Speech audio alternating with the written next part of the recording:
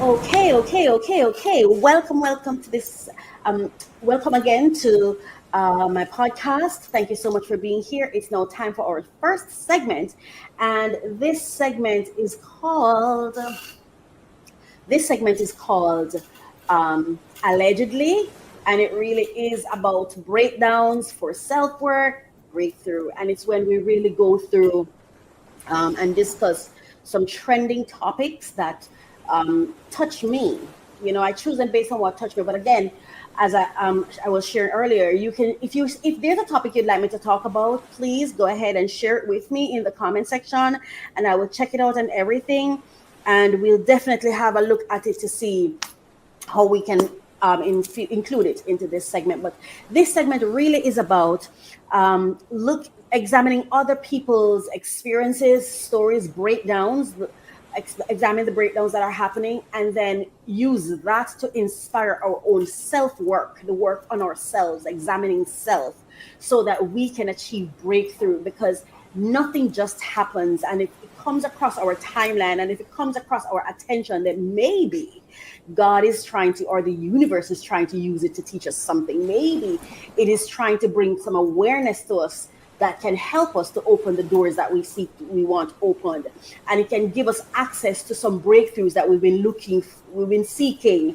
and been wanting. So that is what we're doing here, and it also keeps us in touch on what is happening, in touch with what is happening in the world. Because we're here, and we don't want to be completely clueless. You know what I mean? You don't want to be swallowed by the chaos, but you don't want to not be in awareness, because being in awareness is so critical and it's so important. And so this is why we have this segment where we examine the stories that are trending, and we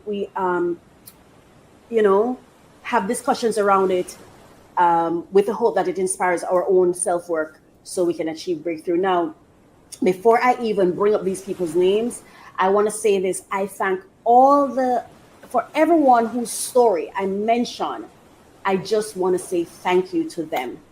I am very thankful to you for living out loud, so that we can learn from your mistakes, your breakdowns, your positive outcomes, to do our own self-work so that we can achieve breakthroughs. And it doesn't mean that everything we talk about is going to be sad stories. No, there will be time when we talk about whatever it is that's trending, and like I say, whatever touches me, that's where I'm going to head, because I don't necessarily see these stories as negative or positive. I see them as breakdowns, disruption in the system, disruption in the universe is disrupting things, so that we can examine to find out what's missing, what's showing up, what can we learn from this.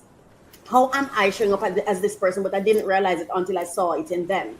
What are they manifesting that is also in me, but I didn't realize it was there until I saw their story, right? So that really is what this is about. And the stories that we're going to be talking about, one, we're going to be talking about Shannon Sharpe and what has been happening to him, and my heart goes out to him, and the young ladies and the ladies that are involved. My heart goes out to them, because it cannot be easy for anyone involved, and it's not my place to judge them. It's not my place to litigate. It's not my place to say who's right or who's wrong.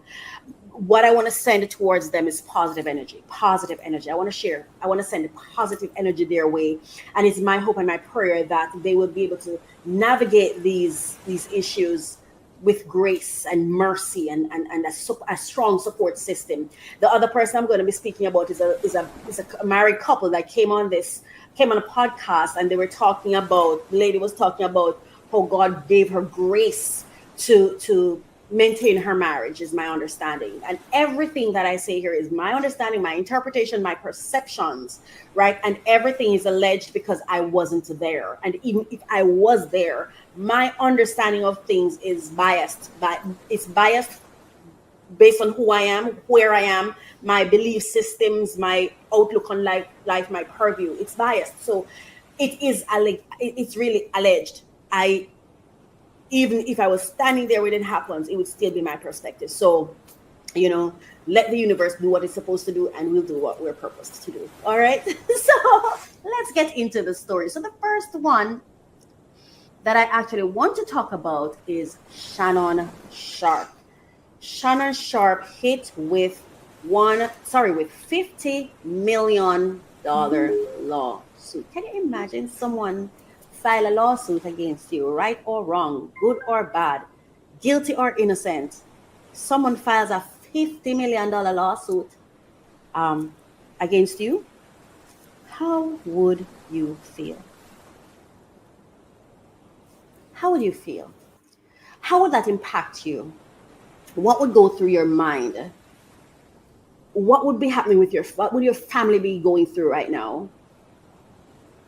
And also, on the other hand, imagine you're with someone and they violate you. And again, all allegations. I'm just saying, put yourself in the shoe of the victim, the alleged victim, and put yourself in the shoe of the alleged perpetrator. Right? And it's interesting because as I go through this story, the possibilities are that both could be victim and both could be perpetrators.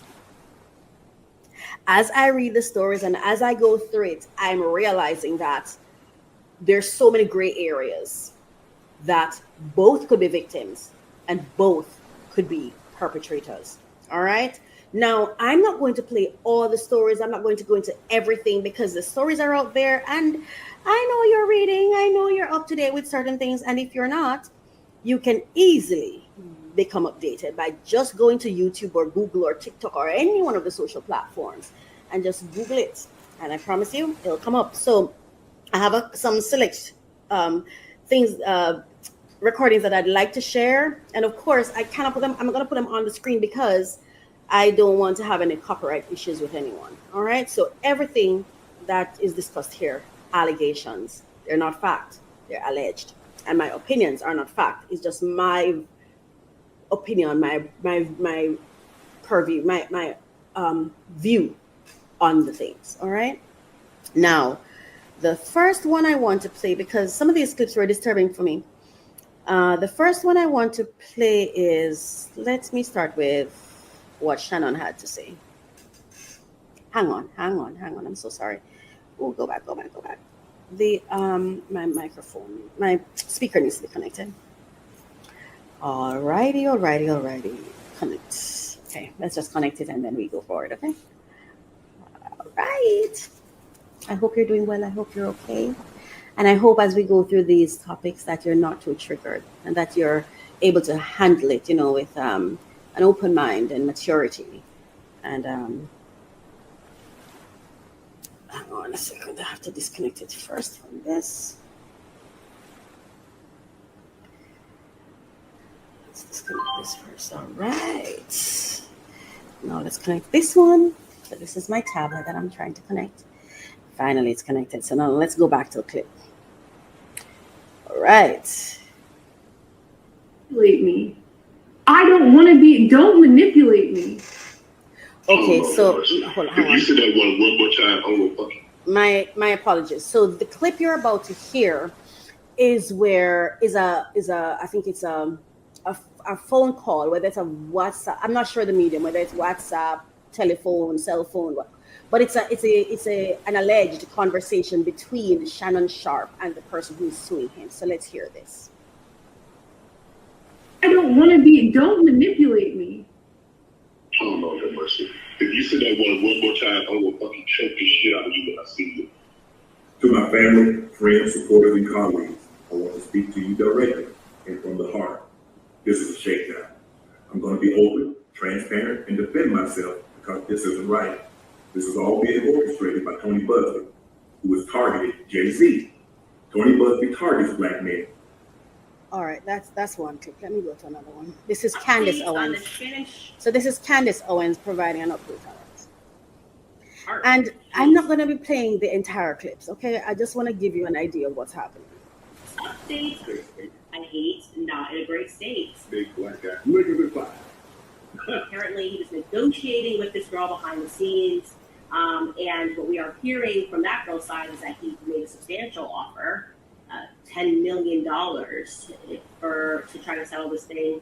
Obviously, settlement talks blew up, and now it's public. She said that her butt cheeks cost $50,000.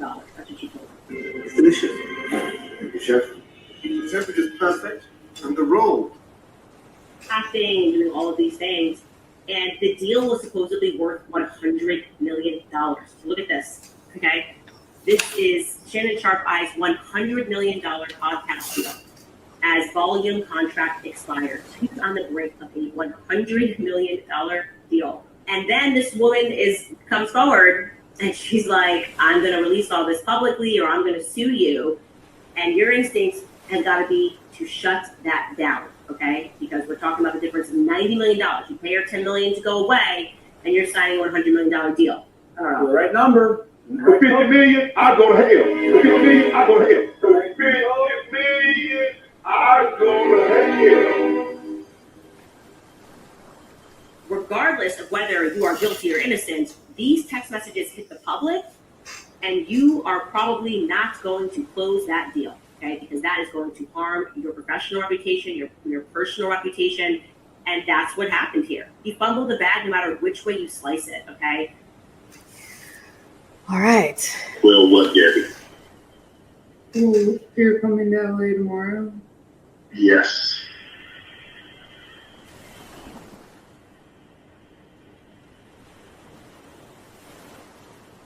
Well, I don't know why you want to go out. Don't worry about it, Gabby.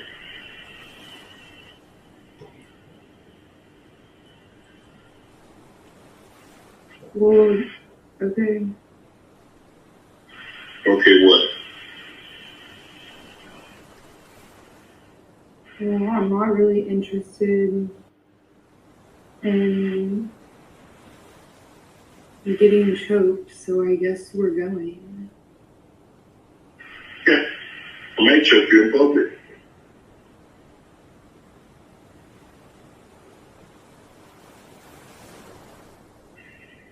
Big black guy chokes small white woman.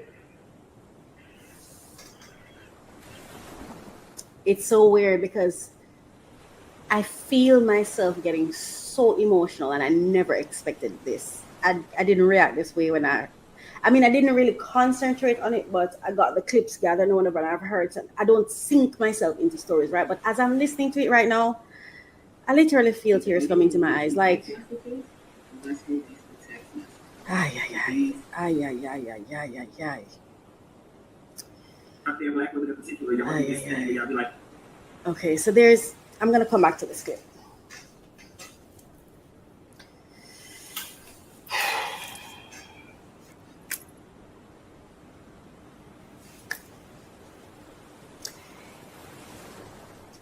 I think the second episode, I think, of my podcast, I addressed Dr. Umar Johnson and the alleged deadbeat father claims. I talked about DDG, who was lamenting that his child's mother was not letting him see his child, and he was on a podcast saying that. And I also spoke about Telbo Rackins, who was unalived by his Caucasian white female partner, but he had some disparaging things to say about. He reportedly said or allegedly said that he'd rather be. He was on his. They captured a Facebook post from him where he said he'd rather sleep with an animal, a dog, than a black woman, and that dog would have to be white. Right now, I'm here, and I remember in that episode I said, could it be that our men, melanated men, black men, are crying out for help, but we're so alarmed by what is happening with them that we're missing it? I'm at the same place. Like, I'm talking about this because I cannot just see it. I cannot just see it as people acting out. Sorry, I cannot just see it as people being bad. I have to see it as people acting out. What are they acting out? I'm not sure. And I have a clip from Funky Dineva, and he shared some things that really, man, I can't say he's wrong. He sounds like he might be on the right path. I think our men are in trouble. Honestly, I don't think it's so much necessarily that they hate us or they don't want to be with us. I genuinely think black men are in trouble. And I think they're screaming out the only way they know how through these activities. There is no way. You see, this is something that has always gotten to me. Like, we look at somebody who's doing something and said, why are you doing that? You know better, don't do that. Knock, knock. If they knew better, they wouldn't be doing that. Clearly, they don't know better. We have a problem with truth. And because of the issue we have with truth, we cannot fix our issues. We have to get to a place where we see people for who they are, where they are. We've got to see that right now. You may think Shannon is whether he's a 56 or 54-year-old man, but I'm not quite sure what his correct age is, because I hear so many different numbers and I didn't check myself because I just didn't think that's not critical for what I'm about to, for what I'm saying. But he's in his 50s. And the conversation isn't healthy or positive. He doesn't know better. Why do we think he does? It's as though the moment someone has some achievements, we automatically think they know better. And it's like we start treating them as they're perfect now, they know better. And then when they do something, we become shocked. This is a thought that came to my mind. And when I talk Bible or reference Bible, I'm referencing it as a book and as in my understanding, one of the oldest book in the world, right? One of the books that most people believe in, most people read, most people use, right? So it's not for religious reasons why I'm quoting it, let's be clear. But there was a part of the Bible that said something to the effect of, it's easier for a camel to make it through the eye of a needle than for a rich man to enter into the kingdom, if there is a kingdom, right? And I'm not saying there is or there isn't, because this is not a platform for religious teachings. Let's be clear, okay? What do we think that was trying to tell us? What are the beliefs that we have around money? How do we treat people who have money? What happens to us when we get access to a lot of money? The money isn't the problem, but what happens? Have you ever been hungry for a very, very long time, and then food comes and it's like you just start eating up? It's like you're just eating because you're hungry. And I think the world has so cultivated this social structure that made money one of the highest value of things, among things. And so, and then there's a scarcity that I believe is carefully constructed, so that by the time you get it, it's like you had such a hankering for it that is like, you don't necessarily lose yourself, but you're like a child in a candy store and you just start doing childish things sometimes. And in a world that does not give you the room or the space to adjust, you could just spiral out of control, is my opinion, my understanding. Yeah. And I think, I don't know what our men have gone through. I don't know, because I've had a woman experience, a female experience my entire life, and I don't have enough experience with men to really speak on what could be the issue. But there is an issue, because let me tell you, it's like they're bleeding out in the streets, and it's really affecting me. I literally feel like I'm watching men bleed out, the wealthiest of our men just bleeding out on the streets, and I feel so helpless. I don't know what to do. And I don't know if we're missing it because we just see it as drama and we're constantly expecting, oh, they should know better. They don't know better. I believe that everyone is performing at their absolute best. And at any moment in time, yes, that best can be impacted by circumstances, but overall, on average, people are performing at the best of their capacity, not my expectations, their capacity. And if we don't see it for that, then we won't be able to even render help or support to them.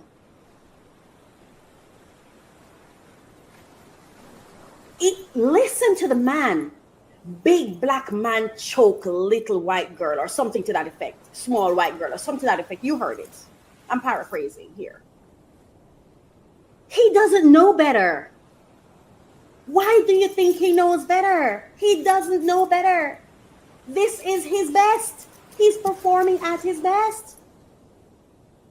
And that's not to be disrespectful towards him. Oh no, I respect you. You're a melanated man. I'm a melanated woman. I have to respect you. For me, it's an obligation to respect you. It's for you to lose that respect. Yeah? That's his best. But we're talking to him as though he knows better. He doesn't know better. Can we teach him better? Is there something that can be done? Where are all the good men? Oh my gosh, I met this man. He's such a good man. It is my hope that he mentors men and boys. I really hope he become a mentor because he keeps his word. He is respectful. He cares. And he has never led me on. It's just this, and it's funny because this is something I've learned from dealing with a man that in my eyes, I perceive him to be a good man, because it's not like I've never encountered other good men. It's just that I never saw it this clearly. I feel like he had the patience and the gentleness and the care for me that allowed me to just fail and learn. I don't know if he sees it that way. That's just how I see it, right? And one of the things that I've been learning is I spoke with two of my closest pals, two of my closest female pals, and I was sharing with them that I think I'm experiencing an ugliness inside of me that I didn't know was there.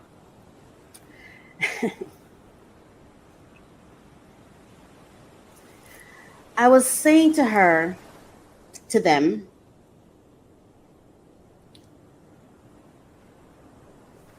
it's like I would listen to clips. I'll be going through TikTok or whatever, and I'll see some clips, right? And I start listening to the clips, and I don't know if it's how it's all produced well, and it's just so stirring something inside of me. And I'm like, this clip sounds so good, and they're saying, oh, and men are this and they're that, and it's really negative towards men. But I don't know if it's the message or it's just the packaging of the message. And it kind of makes me feel good inside. And I remember one day I was about to post something, and to be genuinely honest with you, and if you're watching this or you hear this, please forgive me. I'm not meaning to hurt you, because I love you so much. And I'm not even afraid or ashamed to say that. And I have no expectations of you. You've just been, I couldn't ask for more, because you've just been an amazing friend to me. But I almost posted it because I know he looks at my Facebook posts, right? And I was gonna post it to like stick it to him, yeah. And I stopped and I said to myself, "Well, he's never done that to you, so why?" And as I sat there, because I was moving so fast, I'm downloading it, ready to post, because I don't know what to explain it. Maybe a therapist would understand what it stirred in me. I don't even think it was about the message. It was just the right video with the right message, with the right look and the right song and everything. And it just moved me. And I felt, yes. And I stopped myself and I'm like, but this man who you're thinking of as you're about to post this thing, he has never done this to you. So why would you even think to post it for him to see it? And as I was examining myself, I realized, I thought, I think I have unconscious biases. I think I have unconscious resentment towards him, and I'm going to explain it. And I think I also have unconscious vindictiveness that I was about to exact on this person that has never hurt me. And I hope that he doesn't hear this he has such a beautiful heart that I don't even think he would use it against me. Let me tell you where I think the resentment comes from. And all of this, I cannot diagnose myself because I'm not a therapist or anything. I'm not a professional, but I'm telling you, I had to search myself why you want to hurt this person. And I think that there is some unconscious resentment that I have towards him because he's such a great man. And he's exactly who I want. And he hasn't chosen me. And then I had to sit with myself and say, okay, But I believe you me, I've had to search myself to find out if I really love this person. I realize I do. It's not from my head. I don't have a reason. The love I feel for him come from a place that I cannot touch, I cannot feel, and I cannot influence. And I think that's the reason he is the one who's being used to teach me these things, my biases, and expose me to who I'm being towards men, right? And when I sit down and I really think about it, I'm like, but if this is a person I love, I want him to be happy. I don't want him to be with me if I'm not what he really wants. And if I'm not who's going to really make him happy, I wouldn't want him to be with me.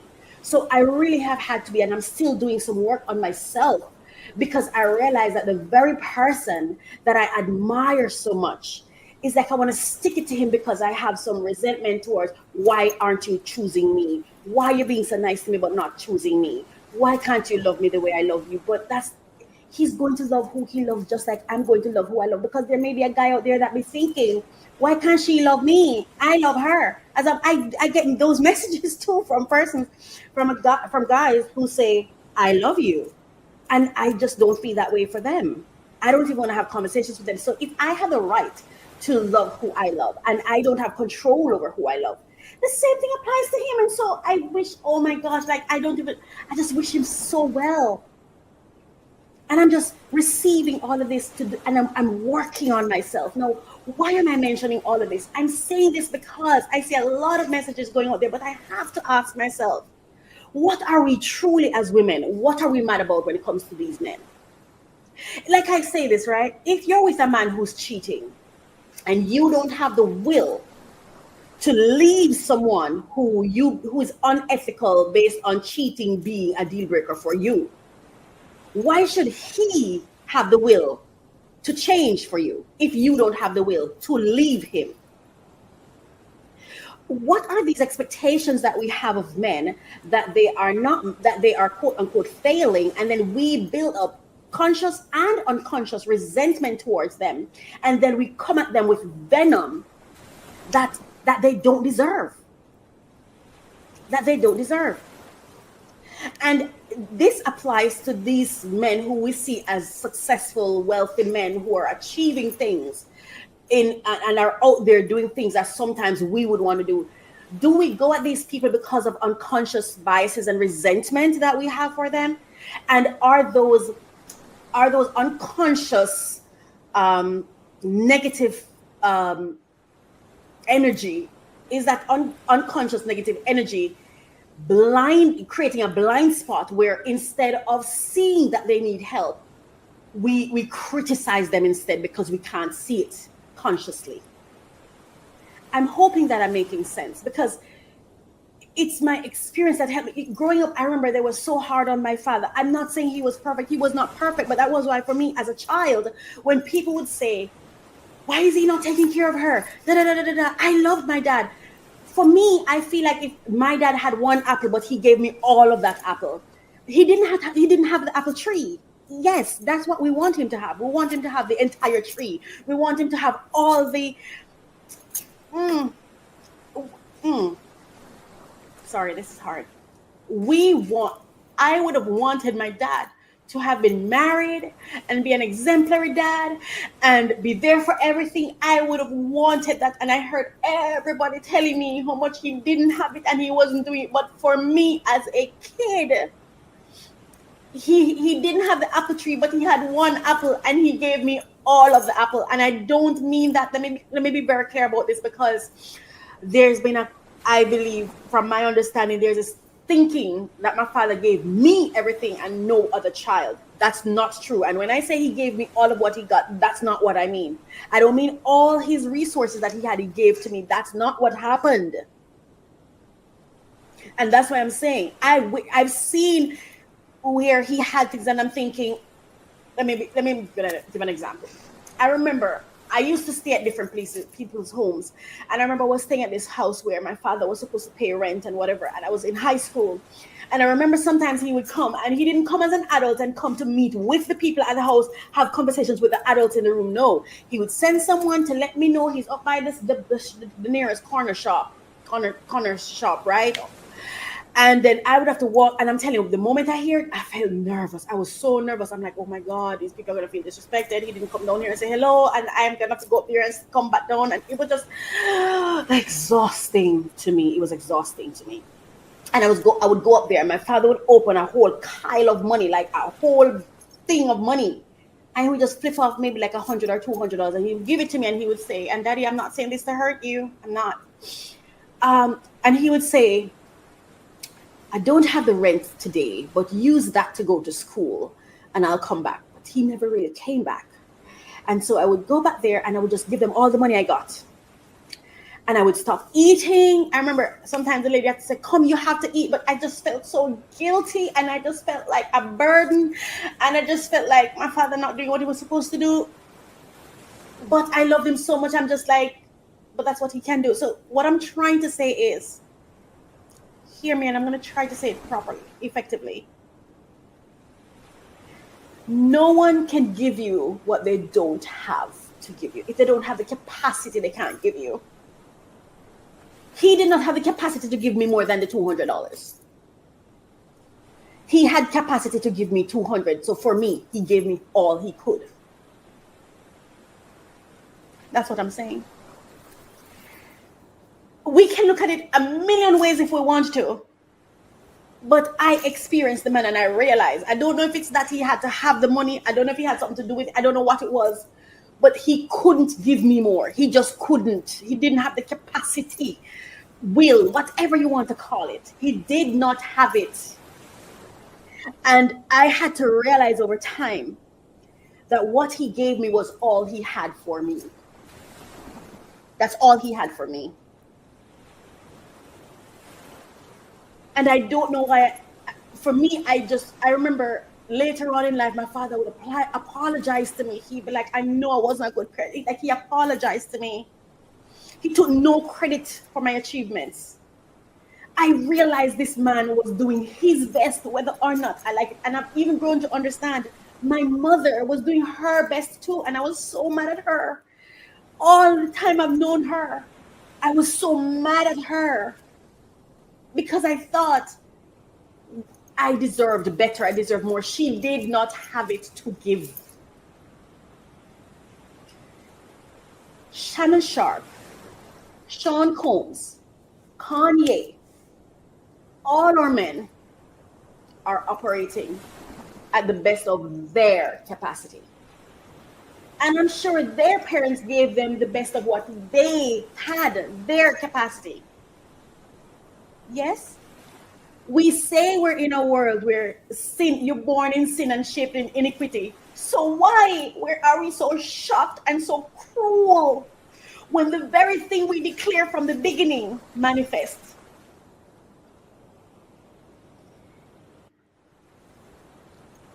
So Coach Racquel, what are you saying? We should just pretend like they're not doing anything wrong? That's not what I'm saying. I don't have the answer, but I do know that I feel very traumatized just constantly watching men being beaten. It's traumatizing me. It's hurting me. It's harming me. It's not helping our community. It's bringing on more harm than good. So we have to figure a way out, because it's like the bleeding is they're just bleeding and bleeding and bleeding, and we have these expectations that they will never be able to meet because they don't have capacity. Who poured capacity into them? How are they supposed to know? So Shannon Sharpe, I don't think you're ever going to hear this, right? Because I'm insignificant in your world. But my heart goes out to you. My heart goes out to you. It is my hope that you can see this breakdown for what it is and do your self-work, because it is very clear self-work is needed. I hope you can do your self-work and achieve some breakthroughs.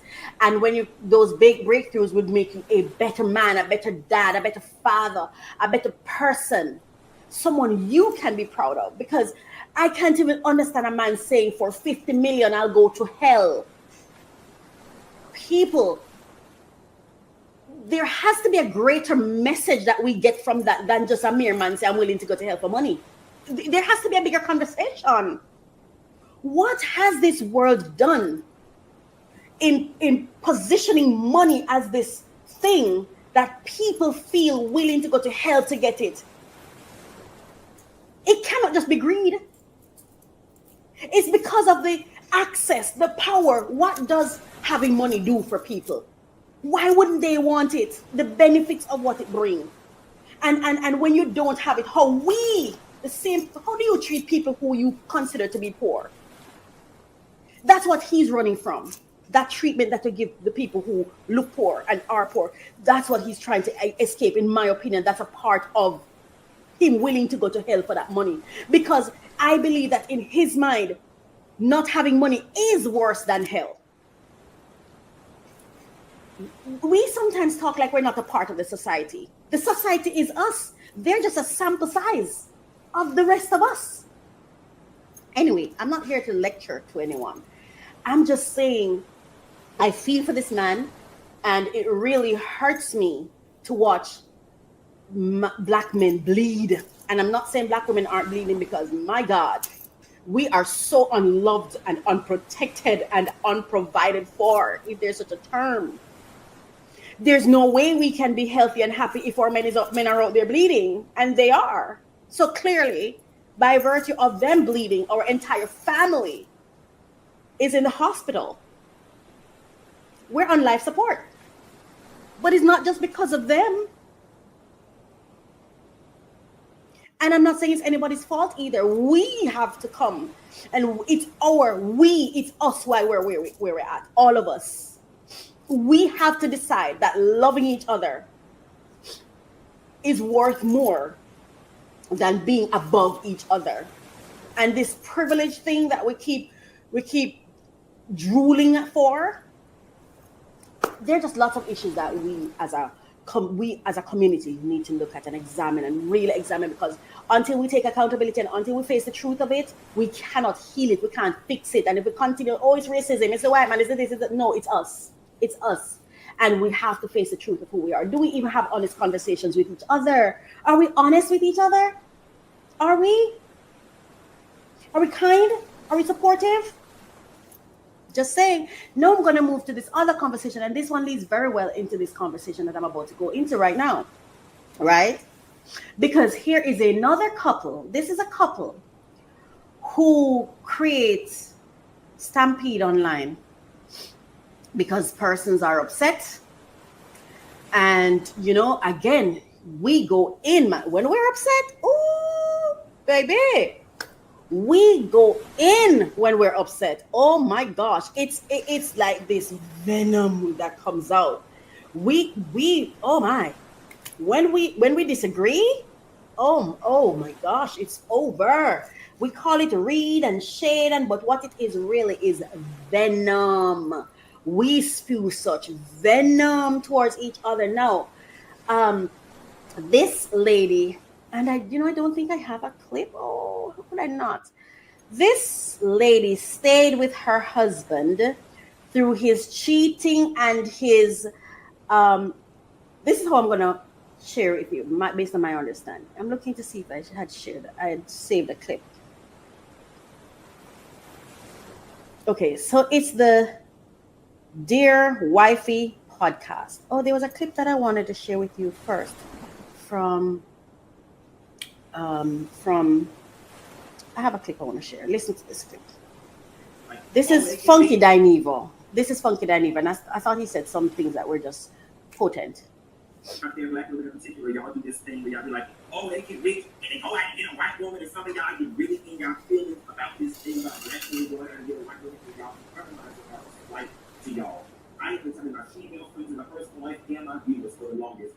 Y'all need to stop internalizing these rich athletes and entertainers going and getting white women, Hispanic women, non-black women. Y'all need to stop internalizing that. That's a slight to y'all, because thinking about your black ass was never part of your equation. Okay, more times than not, and many of them will be willing to agree with this, but more times than not, when they go out and get white ass, everything to do with proximity to power, access, and on the most sick and psychotic levels, getting back at the white man that told them they would never be. Listen. You hear what he said? So when you hear Shannon say, 50 million I go to hell, in his mind, what is hell? And in his mind, what is he running from? Because where he's running from must be worse than hell, in his mind, in my opinion. As a black man, despite the fact that I'm gay, as black men, we walk around and get soft signaling from the dominant culture that we are less than, we're not to be trusted, we're criminals, we're monkeys, we're apes, we're the scary black man in the alley, we are niggers, we are at the low to know our place, and that the white man is the king of the jungle, and that we are to bow down to the white man. Those are the type of soft signals that black men get from the moment we are born in this place. And what better way than to get back at the king who has made you feel down all this time and oppressed you than to fuck his daughter. Okay.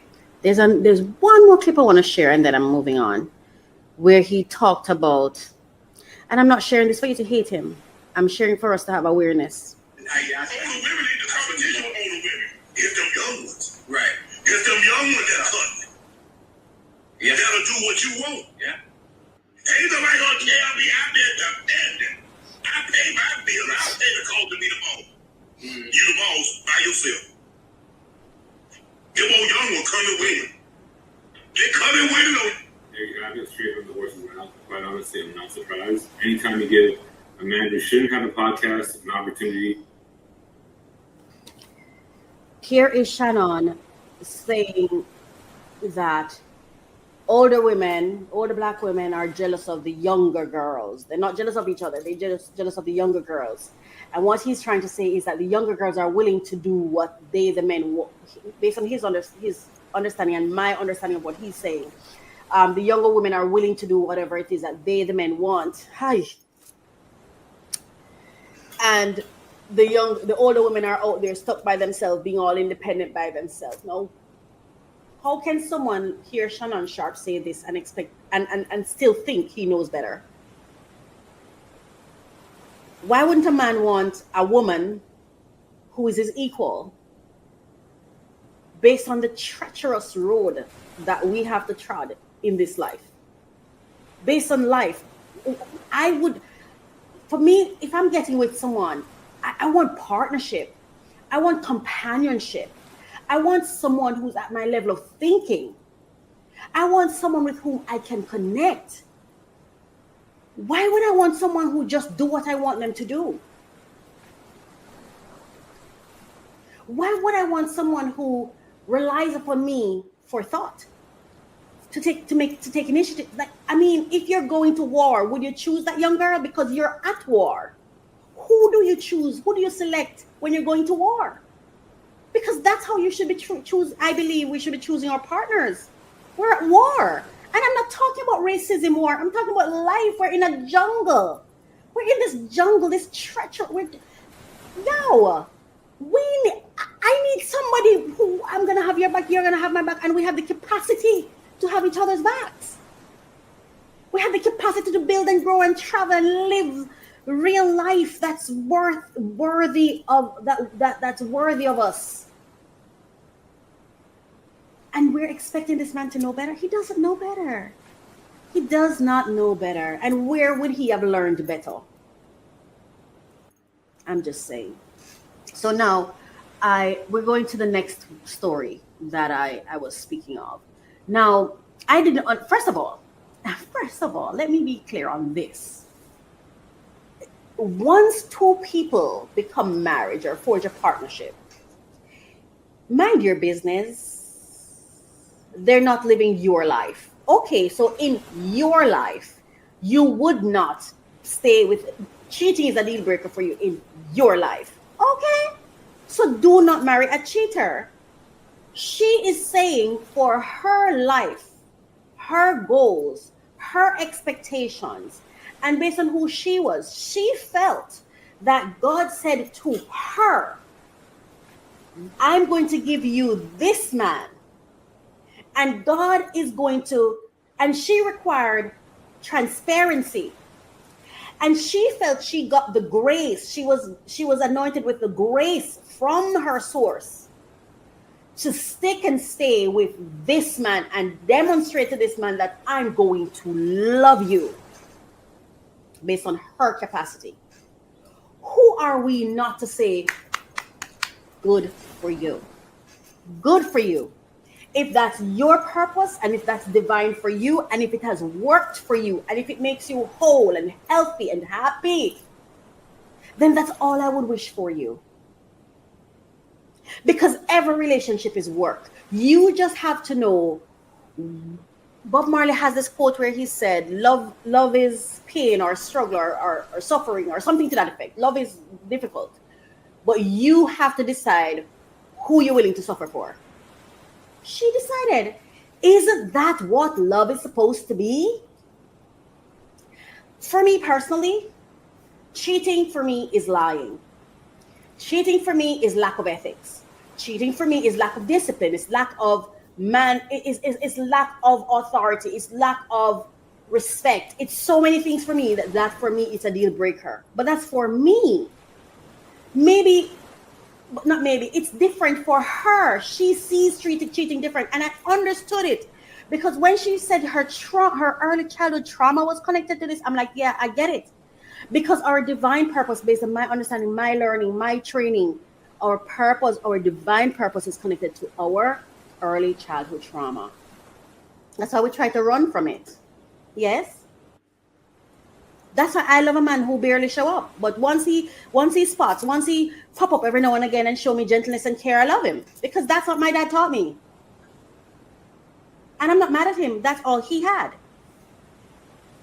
Yeah? And then know that I recognize it, I have to work on it because that doesn't make me happy. I want to be with someone who chooses me, who wants to be around me, spend time with me, wants to talk to me and share his life with me. But I'm only learning that no. If you had asked me last year or the year before, I would have said I want to be in a long distance relationship. I've never been in a relationship where a man and I were in the same space or even, in the same country, but never in the same parish. Early childhood trauma. She said it. Her dad left and her understanding as a child was that he cheated and he was boosted out. Imagine what that child grows up saying in her mind. You see, when I get up, I'm not going to let this happen to my children. Give her grace. And maybe there are some things we can learn from it.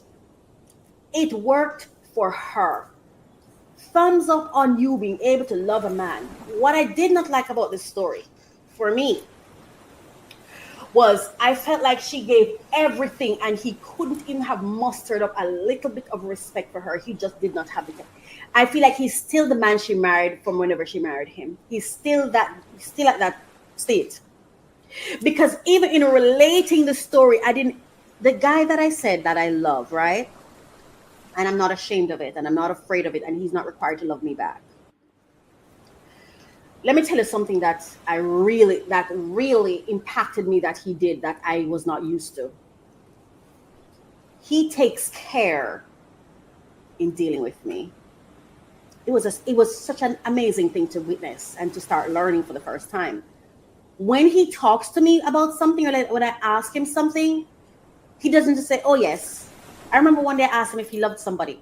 He didn't just say, I love her. No. He gave me an entire paragraph. When I tell you that man prepared me for what he was about to say, I was completely prepared. Like I felt like he hugged me and held me and said, these things that happened. So of course I love her. The way he delivered it with such care. And when this man sat there, even when she talked about when she felt unworthy, I didn't hear the care. And maybe this is what people are upset about. I don't know. I didn't hear the care. I would have liked if he had said, my darling, yes. At the time with my immaturity and so on, I can't even believe I thought you were unworthy, but you are so worthy. And give her that reassurance, and give her some back information. Give because people are going to watch this and look at her. And I felt like there was no cloak of protection that he put around her when he delivered it. And for me, that was hard to receive. But again, people don't have capacity, or they have to operate based on their capacity. He is being at his best in this moment. That is his best. I cannot expect more. I just know that I would not last long in his company. But she's built for it. She is built for it. And I'm happy for him, because don't we say every hoe have their sticker bush? I hope I do. I hope this hoe have some kind of stick out there somewhere, okay? I hope so. But I'm so happy she found hers, and she found it, what, 30 years? Yeah, I think it's like 3 decades or over 3 decades they've been together, right? You can go ahead and watch the story. It's the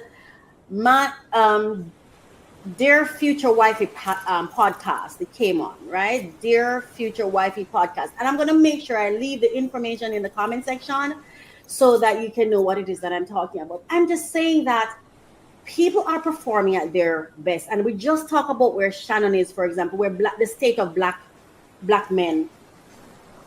And I'm not saying this is all men. I'm sure we have good quality men out there. And like I said, I have brushed across one myself. And it is really helping me, you know. And I tell you, I love and respect him so much that, to be honest with you, it's not that I wouldn't want to be with him, but I don't want to lose the respect I have for him. And I am so scared that being with him would change that. I don't know if it would anyway, but I know that I would forego being with him so I never lose this that I feel for him. I don't know if I'm making sense. This love and respect that I have for him, you know, this adoration, like I love it. It feels like such a blessing. It's like a light. It's like an anointing on me. It's like this beautiful cocktail, you know.